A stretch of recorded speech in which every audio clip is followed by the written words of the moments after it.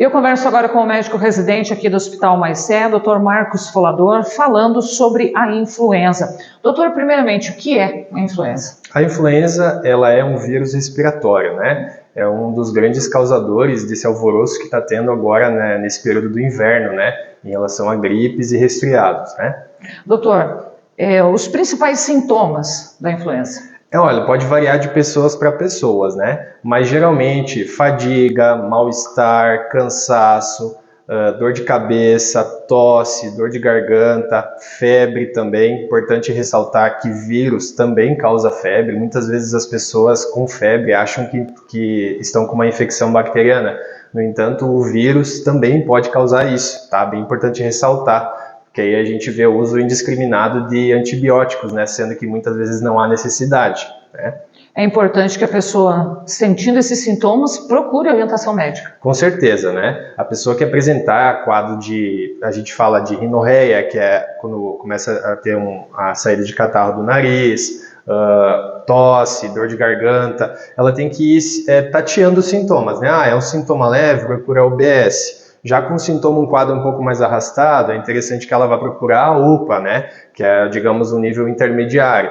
Aí, casos graves, a gente deixa reservado para o hospital, né? Que aí precisa de medidas mais invasivas, como, por exemplo, a população mais vulnerável. A gente sempre gosta de relatar em relação aos idosos, né? Que são pacientes, geralmente, que já possuem uma doença de base, uma comorbidade, como uma doença pulmonar obstrutiva crônica, os famosos DPOCs que a gente fala, esses pacientes tendem a agravar um pouco mais. Então, a gente deixa reservado o hospital para esses casos que precisam de uma conduta mais ativa, né? Doutor, é importante a gente frisar que o primeiro passo além da UBS, é procurar a UPA, onde é feito também o teste para a influenza, né? Isso, com certeza. A UPA disponibiliza de testes, né?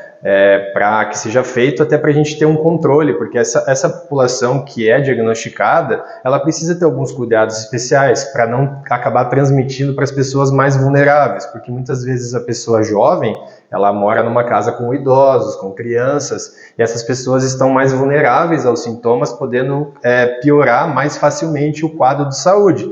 Então, essas pessoas que são diagnosticadas, elas precisam de um certo isolamento, precisa ter uma higiene muito boa, como lavagem das mãos, elas precisam usar máscara, precisam evitar de ter um contato de transmissão por gotículas, que a gente fala, né, tentar não espirrar próximo, sempre se proteger e proteger o próximo, né, para que não dissemine ainda mais essa patologia, né?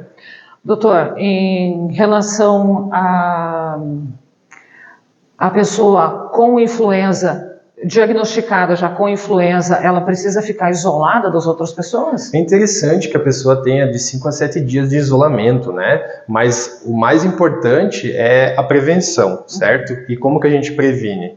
Higiene adequada, vacinação, que é bem importante, inclusive a gente está com os níveis muito baixos de vacinação aqui no município de Caçador, isso de um modo geral, mas como a gente está falando daqui, a gente está hoje com quase nem 20% da população vacinada. E por que é importante? Porque quando a gente tem um nível alto de vacinação, a gente consegue é um termo que eles usam na infectologia chamado de imunidade de rebanho, que aí você de certa forma protege as outras pessoas que não estão vacinadas, só que para isso você precisa ter um número muito alto de gente vacinada, que não é o caso no momento, tá? E aí essas pessoas elas têm que ter um certo cuidado, como a higiene, como eu já falei, usar máscara e evitar de transmitir ainda mais para as outras pessoas, né?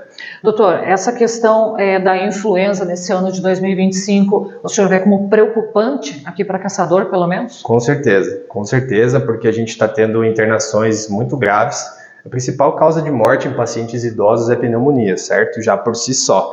E Caçador é uma cidade muito fria. E o que acontece? A população, quando a gente tem essas geadas, essas frentes frias muito drásticas, elas acabam se fechando em ambientes e aí evita que ocorra a circulação do ar, consequentemente vírus e bactérias eles ficam mais aprisionados conforme vai evoluindo, as pessoas podem se contaminar mais facilmente, né?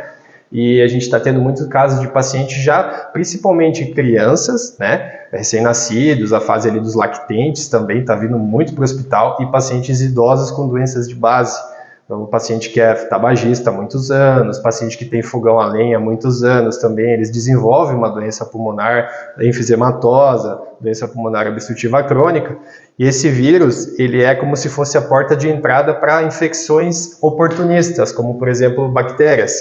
Então, a gente tem pneumonia viral e pneumonia bacteriana, e nesses pacientes acaba agravando o quadro, consequentemente precisando, de repente, uma intubação, que é um quadro já mais catastrófico, mas tem acontecido bastante no hospital. Então é importante que a população se conscientize muito bem disso, principalmente com medidas preventivas, né? E conscientizar mesmo, né? De ter uma higiene mais adequada, melhorar os hábitos de vida, evitar de fumar, e isso tudo é um processo que vai, né, melhorando conforme a pessoa vai se desenvolvendo, né?